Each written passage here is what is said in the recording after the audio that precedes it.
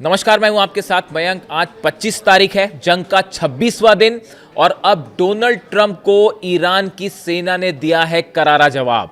आपने देखा होगा पिछले 24 घंटे में जो दावे हुए डोनाल्ड ट्रंप की तरफ से कि हम ईरान से बातें कर रहे हैं और समझौते की तरफ आगे बढ़ रहे हैं, ईरान बातचीत करना चाहता है, इन तमाम बातों को, इन तमाम दावों को जो डोनाल्ड ट्रंप कर रहे थे उसकी ईरान की सेना ने धज्जियां उड़ा दी हैं। ईरान की सेना का बयान आया है, किसी तरह की कोई बातचीत नहीं हो रही है अमेरिका से, किसी तरह से कोई समझौते का बिल्कुल कोई कोशिश नहीं हो रही है और ये जितनी बातें हो रही हैं ये संभवतः अमेरिका ही अपने बीच में कर रहा है। ईरान की सेना का कहना है कि हो सकता है अमेरिका के अधिकारी आपस में ही एक दूसरे से बात कर रहे हो। जेडी वेंस जो है वो कुशनर से बात कर रहे हो और विटकॉफ जो है वो मार्को रूबियो से बात कर रहे हैं और आपस में ही ये तय कर ले रहे हो कि ईरान से बातचीत हो रही है। ईरान की सेना ने एक बार फिर मैं रिपीट करूंगा, तमाम जो कयास लगाए जा रहे थे कि पाकिस्तान में बात हो रही है और इसमें ये नेता शामिल है, वो नेता शामिल है, सब बातों को सिरे से खारिज कर दिया है।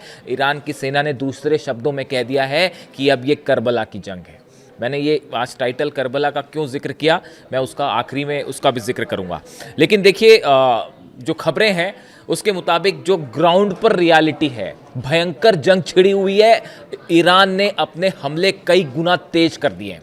इजराइल पर हमले हो रहे हैं। इसी समय जब मैं आपसे बात कर रहा हूं, बहरीन पर अटैक हो रहे हैं, कुवैत पर अटैक हुआ है, इराक में लगातार हमले हो रहे हैं और इजराइल का तो जो हाल है वो है ही, वो मैं आपको बताऊंगा। लेकिन देखिए, डोनाल्ड ट्रंप की तरफ से जो बातें कही गई और जो दावे हुए वो पूरी तरह से एक प्रकार से खारिज साबित हो रहे हैं।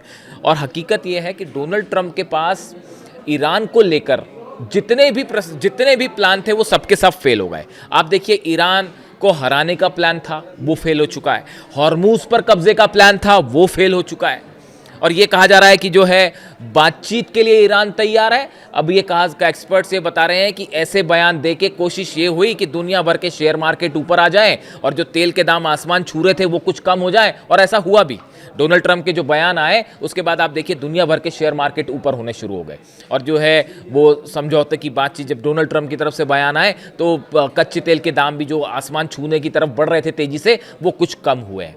तो क्या सिर्फ इस वजह से डोनाल्ड ट्रंप के ये बयान सामने आए? देखिए, कहा तो ये भी गया कि अब जेडी वेंस और मार्को रूबियो बात कर रहे हैं, यानी कि विटकॉफ और कुशनर जो है इनसे ईरान बात नहीं करना चाहता। यहां तक बातें आ गई, जो ईरान कह रहा है कि इस तरह की तो बात ही शुरू नहीं हुई तो किससे बात हुई, वो तो बड़े दूर की बात है। तो यहाँ खबरें इस तरह की आ गई कि अब तो है जेडी वेंस ने और मार्को रूबियो ने जो है वो मोर्चा संभाल लिया और वो बात कर रहे हैं।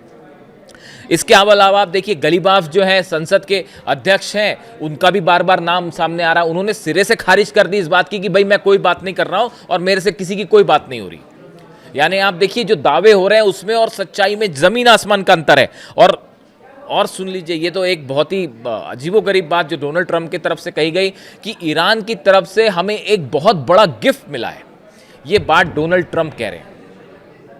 वो बचपन में आपने पढ़ा था मुसद्दी लाल के हसीन सपने या शेख चिल्ली की कहानियाँ, क्या कहा जाए। अब ये हालात ये हैं कि पूरे मिडिल ईस्ट का जो समीकरण था वो पूरी तरह से बदल चुका है। अब ये वॉर न सिर्फ मिसाइलों की वॉर तो है, साथ ही एक मेंटल वॉर भी चल रहा है, दिमागी लड़ाई लड़ी जा रही है।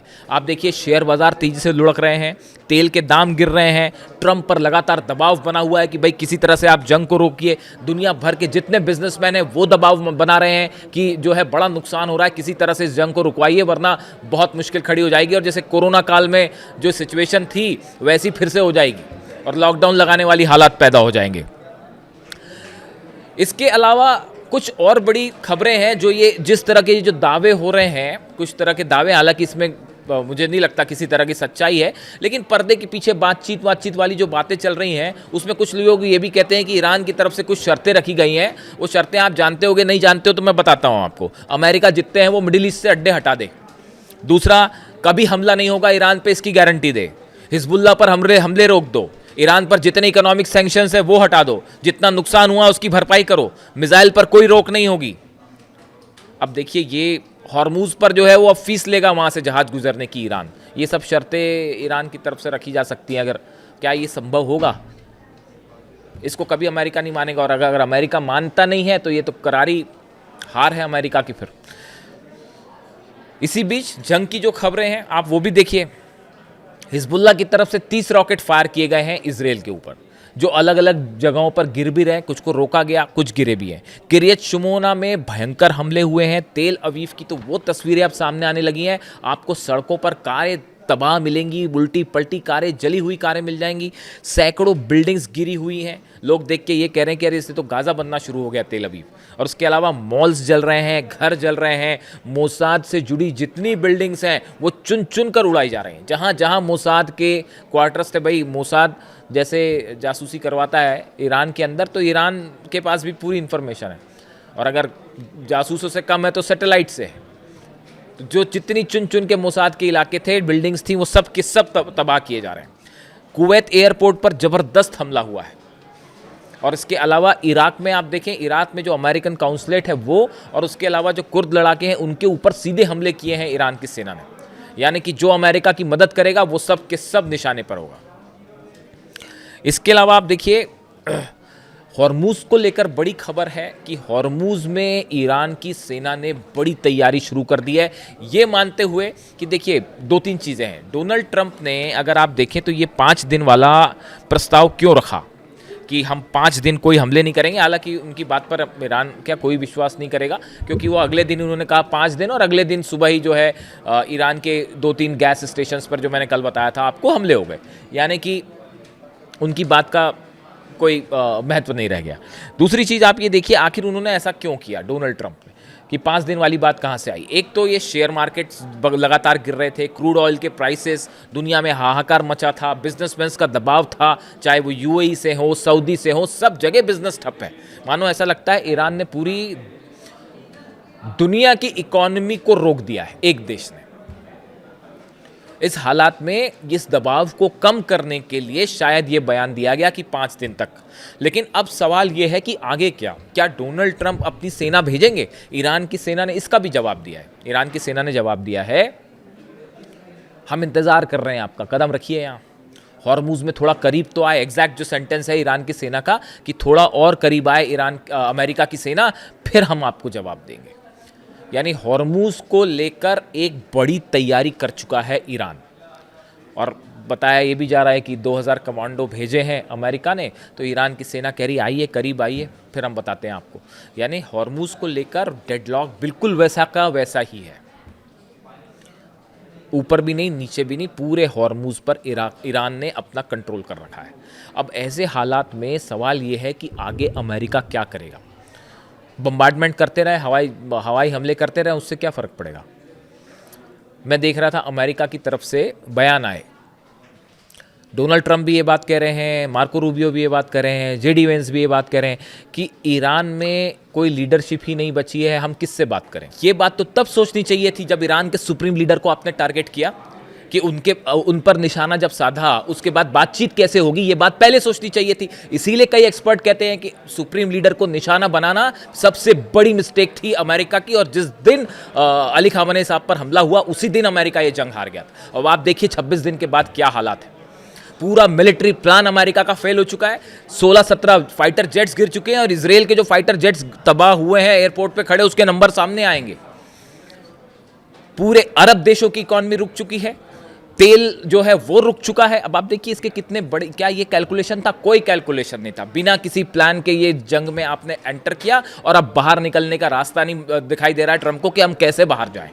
और ये हार ऑलरेडी हो चुकी है अमेरिका की, ये हार ऑलरेडी हो चुकी है इसराइल की, और 26 दिन जंग खींचने का मतलब ही ये था कि ईरान ये जंग ऑलरेडी जीत चुका है, और अब तो चीज़ें ऑर्गेनाइज भी हो गई हैं, वहाँ पे पहले के मुकाबले बेहतर हो गई हैं, उन्होंने अपने आप को रीग्रुप कर लिया है। और बातचीत करनी है तो ईरान की सेना से बात करिए।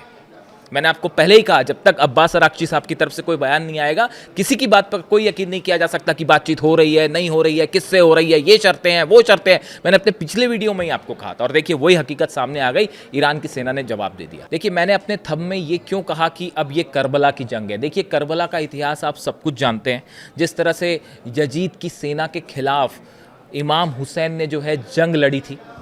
उन्होंने ये कहा कि हम किसी भी तरह के अत्याचार, अन्याय को बर्दाश्त नहीं करेंगे, किसी तरह के जुल्म को बर्दाश्त नहीं करेंगे, और चाहे इसके लिए हमें शहादत ही क्यों ना देनी पड़े। वो करबला का इतिहास था। और देखिए हुआ क्या कि ये जो लड़ाई थी करबला की जो जंग थी, ये अन्याय के खिलाफ बलिदान का प्रतीक बन गई। और आज इतने सालों बाद आप अगर ध्यान से देखें, समझें, तो बिल्कुल वही इतिहास दोहराया जा रहा है ईरान में। आज भी ईरान के सुप्रीम लीडर ने शहादत देना मंजूर किया, लेकिन वो अन्याय और अत्याचार के आगे नहीं झुके। ईरान की सेना का कहना है कि हम किसी हालत में सरेंडर नहीं करेंगे, ये जंग हमेशा जारी रहेगी। अगर आप ध्यान से देखें, मतलब मुझे तो कम से कम यही लगता है कि अब ये करबला वाली जंग लड़ी जा रही है और किसी सूरत में ईरान नहीं झुकेगा। आप देखिए, इमाम हुसैन ने जो प्रिंसिपल सेट किए, जो आदर्श सेट किए, आज उसी पर ईरान के सुप्रीम लीडर अली खामेनी साहब भी चले और अब पूरा ईरान उन्हीं नक्शे कदम पर आगे बढ़ रहा है।